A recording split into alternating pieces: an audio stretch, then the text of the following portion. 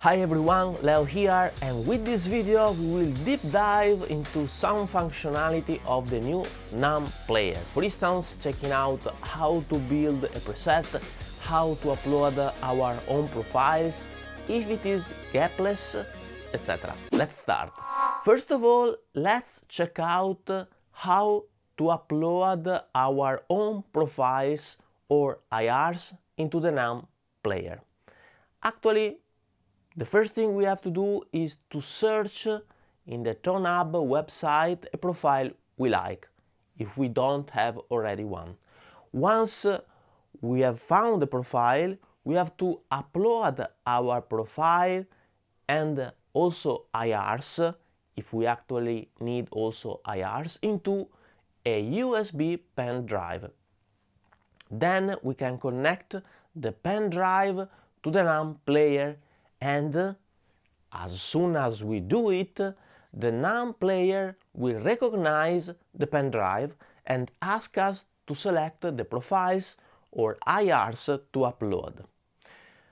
We then have to select our profiles one by one, confirming the upload. Once done, we can find our profiles or IRs in a specific folder called user folder that keeps our profiles separated from the factory ones. Now that we have our profiles and IRs uploaded in the unit, let's build our first preset. With the parameter knob, let's select the preset location where we want to store our new signal chain. Then we have to press the parameter knob once again, and we can, for instance, decide if to use the noise gate or not, still pressing the parameter knob. In my case, I never use noise gate. Then we can select our profiles. Here we can browse the factory presets or our preset, of course selecting the profile we are interested in. Then we can define our EQ and the input volume of our guitar using the relevant knobs, the physical knobs of the unit. The volume of our guitar is set using the gain knob, and this is a pretty important parameter to define, as it determines how the profile will respond to your specific guitar, which has specific pickups and specific output levels. I found that at 5 it typically works well with my own profiles. Then we have to define the overall volume of our preset, and this is another important parameter, especially in order to have all of our presets with similar volumes. This is important as the profiles you want to use may have been done by different people, different guys, and therefore they can have specific volumes. We can also choose whether to activate the convolution reverb or the delay, and then we can select the IR we want to use. Obviously, if the profile is a profile of an amp without the cabinet.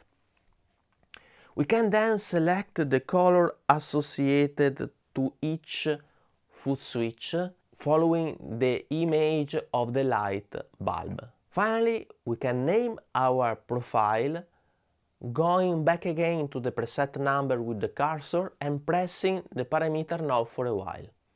And then we can select each letter of our name. Once we have chosen the name, we can store our preset pressing this icon here. And that's all. Now that we have defined our first presets, and I have done it for a clean tone and for a lead tone, let's check out if the pedal is gapless. In order to do it, I will play a DI track in my audio workstation, recording at the same time the output of the NAM player and checking out if the recording NAM player signal has some gaps when changing preset. Let's do it.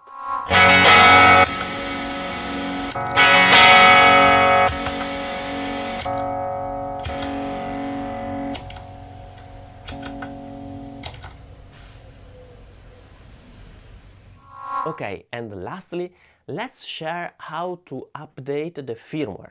First of all, we have to go to the Timehead website and download the firmware files. Then we have to extract the files inside the zip file into a USB flash drive.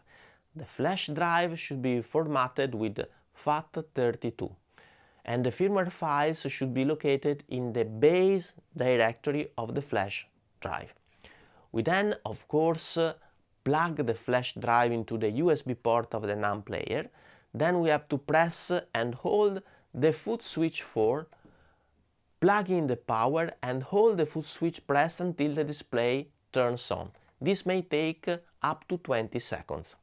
Then we are asked if we want to upgrade the firmware or reset the device. Of course, we select update the firmware and the procedure starts. That's all for the today video. Please let me know if you have other specific questions about the NAND player, and see you soon. I'm actually, as you may have noticed, building a pretty